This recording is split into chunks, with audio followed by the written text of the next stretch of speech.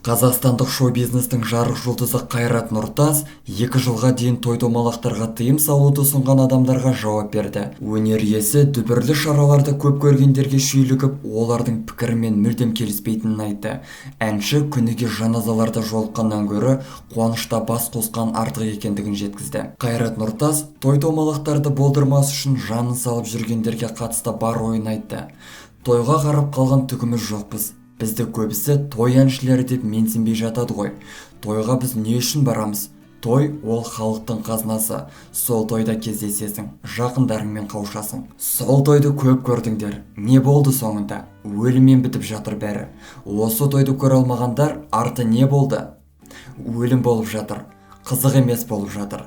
Тойға тыйым салуға түбегейлі қарсымын деді Қайрат Нұртас. Айта кетейік, бұған дейін әнші Айқын Төлепберген той-томалақтарға 2 жылға тыйым салуды ұсынған Аружан Саинға жауап беріп, өз наразылығын білдірген болатын. Ол белгілі қайраткердің той бизнес саласына қатысты пікірінің қате екенін бетіне басып, өз жанайқайын жеткізді. Құрметті көрермен, бұл жайлы сіз не ойлайсыз? Пікіріңізді пікір алаңында күтемін. Достар, біздің каналға жазылып, лайк басуды ұмытпаңыздар. Келесі шығарылымдар тек қана сіздер үшін.